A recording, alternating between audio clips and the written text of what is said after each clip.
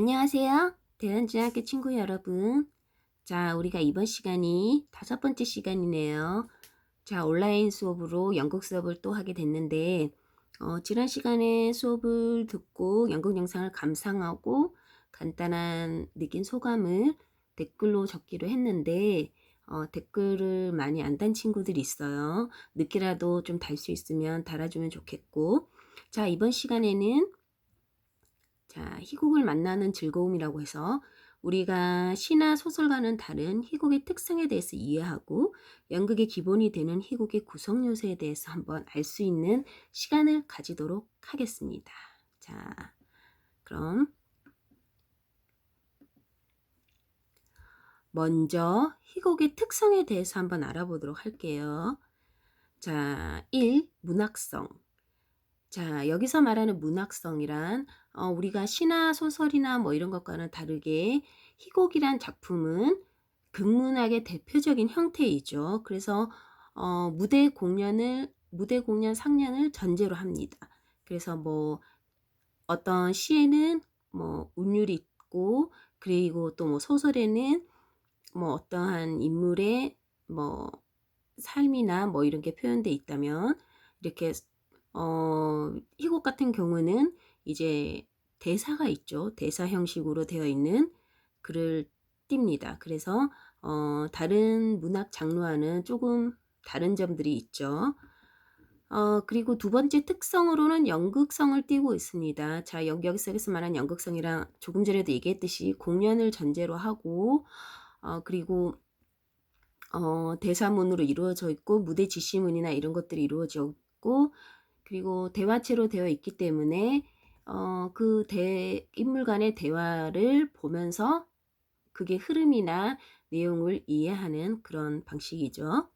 그리고 세 번째로는 극적 요소가 있는데, 먼저 여기서 말하는 극적 요소란 우리가 뭐 어떠한 소설이나 뭐 시나 그런 다른 문학 장르들은 그 글쓴이가 읽는 사람들로 하여금, 그 글을 보는 사람들로 하여금 어떤 것을 느끼게 할 것인지, 그리고 어떤 주제를 자기가 말하고자, 화자가 말하고자 하는 건지를 뭐 이렇게 나타냈다면, 연극 속에서도 글을 쓴 사람이 만약 이 글을 공연을 전제로 해서 무대에 펼쳐진다면 보는 관객들로 하여금 관객들이 어떤 걸 느껴줬으면 좋겠다 하는 것들의 의도나 뭐 어떤 주제나 사상이 담길 수가 있겠죠.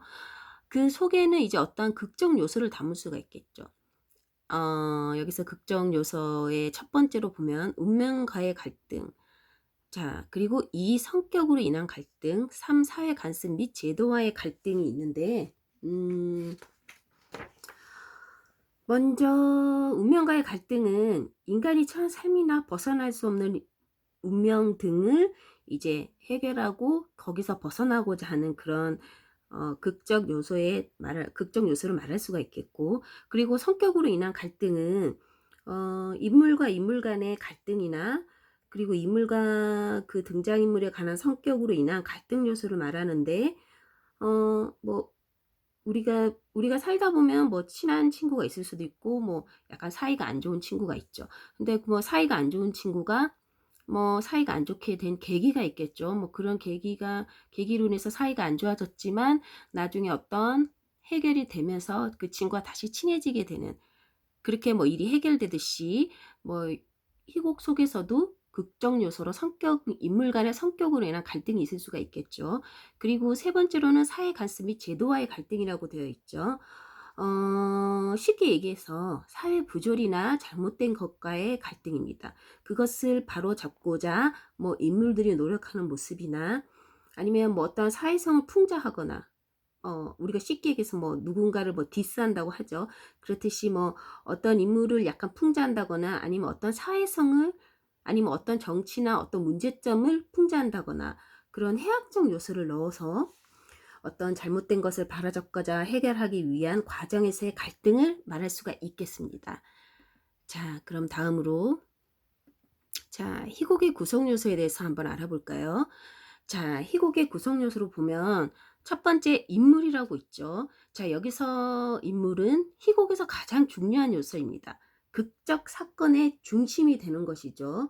그래서 현실의 인물들과는 달리 희곡 속 인물들의 성격은 극작가에 의해 부여된 것으로 극적 사건의 중심이 되고, 인물들의 성격은 대사와 행동에 의해 표현되며 이것에 의해서 극적 사건이 발전되죠.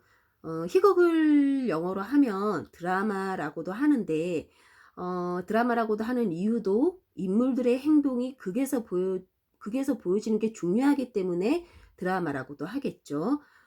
드라마라는 뜻은 뭐 행동하다라는 의미를 지닌 그리스어 에서 어원이 되었습니다. 그래서 뭐 이것만 보아도 인물 간의 행동이 극에서 얼마나 중요한지 알 수가 있겠죠. 그리고 특히 등장인물들 간의 갈등을 극적 긴장감을 고조시키는 데 매우 중요합니다. 자, 그리고 플롯, 이제 구성 요소로 플롯에 대해서 한번 알아볼까요? 자, 희곡이 담고 있는 이야기는 특별한 배열에 의해서 전달되는데, 자, 순서를 보면 사건이 발단. 자, 사건이 먼저 이야기가 전개되기 전에 뭐 어떠한 인물이 있는데, 그 인물이 뭐 갑자기 뭐 어떠한 사건에 의해서 아프게 되었습니다. 자, 그러면 이야기가 이제 발단이 시작되었죠. 자, 그러면서 이야기가 전개됩니다. 뭐 아프게 되어서 누군가가 도와주고 뭐 친구도 도와주고 어떻게 하다 보니까 뭐 어떻게 낫기 위해서 노력을 합니다. 그러다 보니까 이제 더 악화되어서 이제 살 날이 얼마 안 남았습니다. 자, 이제 뭐 이제 준비를 좀 하셔야 되겠네요. 이래서 뭐 어떤 극적인 위기가 생겨나게 되겠죠. 그래서 여기서 위기란 것은 뭐 여러분들 소설에서도 위기가 있듯이 뭐 어떠한 극적으로 더 완전 극화된다거나 갈등이 고조되는 단계를 위기라고 합니다. 뭐 이렇게 크게 위기가 생겨나게 돼서 또 그 위기가 더 절정을 이루겠죠. 더 고조화돼서 뭐 글을 읽는 사람들로 하여금, 아니면 그것을 뭐 공연을 보는 사람들로 하여금 숨을 죽이고 '아 어떻게 해결될 것인가.' 하고 극적으로 더 고조되는 상황이 절정을 이루게 되고요. 그러다가 보면 인물들 간에 이제 뭐 사건이 해결되고 뭐 어떻게 결말이 이루어진다거나 이런 식으로 이제 플롯이 전개가 되겠죠. 자, 이런 식으로 이제 사건의 발단, 전개, 위기, 절정, 결말식으로 이제 구성이 되고, 그리고 세 번째로 사상이라고 되어 있죠. 여기서 말하는 것은 주제라고도 하는데, 자, 희곡의 구성 요소 세 번째로, 자, 사상이란 것은 주제라고도 하죠. 주제라고 하는 것은 뭐 극작가가 자신의 희곡에서 궁극적으로 전달하고자 싶은 중심된 견해나 입장 또는 생각을 말하죠. 사상이나 주제는 극작가의 본래 의도와는 달리 희곡을 읽는 사람들마다 다르게 생각할 수가 있겠죠. 만약에 예를 들어서 희곡 충향전 알죠? 충향전이라는 희곡이 있다고 가정할 때, 자, 어떤 사람은 충향전을 보고 뭐 충량의 연려 정신을 뭐 중요시하게 생각한다든지, 아니면 어떤 사람은 두 청춘 남녀의 지순한 사랑을 뭐 주제로 본다든지, 아니면 또 어떤 사람은 뭐 천하 기생의 딸로서 변학도로 대변되는 그 권력에 굴하지도 않고 그 춘향의 저항 정신을 뭐 이렇게 뭐 큰 주제로 생각할 수도 있겠죠. 뭐 그렇듯이 읽는 사람들로 하여금 주제나 이런 것들이 다르게 해석될 수 있듯이 연출가도 같은 작품이라도 각 뭐 A라는 연출가, B라는 연출가마다 다르게 무대하고 그 글을 어떻게 주제를 해석하고 분석하느냐에 따라서 다른 뭐 사상이나 주제를 끌어낼 수가 있겠죠. 그렇듯이 연극의 구성 요소 중에 세 번째로 사상 주제란 것이 있고, 그리고 네 번째로 언어란 것이 있죠. 자, 희곡에 있어서 언어는 대사와 지시문입니다. 대사란 것은 등장인물들 간에 주고받는 대화를 얘기하는 것이죠. 즉, 뭐 한 인물이 혼자 말하지만 관객에게 그 인물의 내면을 전할 때 사용하는 것을 독백이라고 하고요.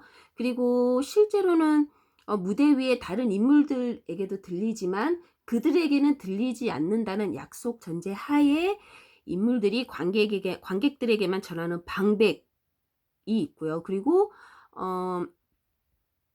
무대의 지시문은 그 극작가가 희곡 속의 환경, 뭐 배경, 뭐 어떤 인물들이 행해야 할 뭐 행위나 뭐 어떤 동작, 뭐 무대를 어떻게 할 것인지를 지시한 것을, 표현한 것을 지시문이라고 합니다. 그래서 무슨 대사 옆에 괄호가 되어 있고 뭐뭐 놀라며 뭐 이런 식으로 되어 있다면 뭐 배우나 뭐 아니면 그 글을 읽는 사람들이 뭐 '아 놀라면서 대사를 하구나.' 하고 뭐 알 수가 있겠죠. 어떤 뭐 아니면 놀라서 뒤로 나자빠지며 뭐 이러면 뭐 어떤 그 느낌과 동작까지 같이 지시가 돼 있겠죠. 이런 식으로 그 공연을 전제로 하면서 동작이나 감정을 더 쉽게 알 수 있게끔 지시하는 것을 뭐 지시문이라고 합니다. 자 이런 식으로 이루어져 있고 자 그리고 다음으로는 희곡의 종류에 대해서 한번 알아볼까 하는데요. 자 희곡의 종류로는 비극이 있습니다. 자 비극이란 것은 슬픈 비자를 써서 뭐 어떤 인생의 슬픔과 비참함을 뭐 제재가 아닙니다. 전제로 하고 전제입니다. 자 전제로 하고 뭐 어떤 주인공의 파멸이나 패배, 죽음 따위의 뭐 불행한 결말을 갖는 극형식을 비극이라고 합니다. 말 그대로 행복하게 끝나지 않고 슬프게 끝난다는 거죠. 그래서 이런 비극의 희곡의 종류가 있는데 요즘 하나 웬만한 연극들은 슬프게 끝나기도 하지만 대체로 뭐 행복하게 끝납니다. 왠지 좀 연극을 보고 재미나게 즐거운 마음으로 가는 게 낫지 약간 우울한 마음으로 가면 좀 그렇겠죠. 그래서 비극보다는 좀 즐겁게 만드는 경우가 많고 그리고 희극이 있겠죠. 자 종류로 두 번째로는 희극이 있는데 웃음을 주조로 해서 인간과 사회의 문제점을 좀 경쾌하고 흥미있게 다룬 연극이나 그런 극형식을 희극이라고 합니다. 그래서 뭐 약간 어떤 뭐 1차적으로 웃음을 주는 연극이고 그리고 뭐 인간의 어리석은 속성이나 뭐 우둔함, 뭐 욕심, 거짓, 위선 등의 사회의 모순이나 뭐 부조리함을 뭐 우스꽝스럽게 표현해서 보는 관객들이 웃을 수 있고 즐겁게 볼 수 있게끔 재미나게 다룬 그런 극형식이죠. 그리고 세 번째로는 멜로드라마라고 있는데 자 여기서 말하는 그 멜로라는 뜻은 원래는 특별한 감정을 북돋기 위해서 극 속에서 음악을 집어넣음으로써 붙여진 명칭인데 현대에 와서는 이게 약간 뭐 어떤 어 주로 뭐 연애나 사랑을 주제로 한 통속적이고 감상적이고 감성적인 뭐 그런 뭐 인물들 간의 감성을 다룬 그런 대중극들이 다 멜로드라마라고 할 수 있겠죠. 우리가 보는 뭐 영화 속에 뭐 텔레비전이나 드라마에서 대체로 볼 수 있는 그게 주제이기도 합니다. 되게 권성징악적이고 행복한 결말을 가지고 있고 그리고 나쁜 사람은 벌을 받고 착한 사람은 잘 되고 뭐 이런 어떠한 행복한 결말을 이루게 되겠죠. 이런 식으로 이제 쉽게 이루는 대중극을 멜로드라마라고 합니다. 자 다음으로 자 과제로 한번 보도록 하겠습니다. 자 만약 내가 연극 상연을 전제로 한 한 편의 희곡을 쓴다면 어떤 주제나 내용으로 쓸 것인지 간단하게 댓글 달기라고 되어 있죠. 자 예를 들어 놨습니다. 뭐 20318 김정형 한 인물의 삶과 사랑 뭐 이렇게 간단하게 댓글로 적으면 되겠죠. 아니면 뭐 지구에 온 화성인의 자충우돌 뭐 방랑기 뭐 아니면 뭐 우리 반에 좀비 바이러스가 퍼져서 다 좀비가 되다. 아니면 뭐 어떠한 친구가 있는데 그 친구가 괴물로 변해서 그 괴물이 친구들을 잡아먹는 이야기 뭐 이런 식으로 해서 내가 어떤 공연을 전제로 이야기를 쓴다면 뭐 이런 식으로 쓰고 싶다 하는 것을 간단하게 뭐 한 줄, 두 줄, 세 줄, 뭐 네 줄 뭐 상관없습니다. 간단하게 자유로운 주제로 만들어서 댓글을 달아주셨으면 좋겠고 과제는 선생님이 확인하고 있다고 했습니다.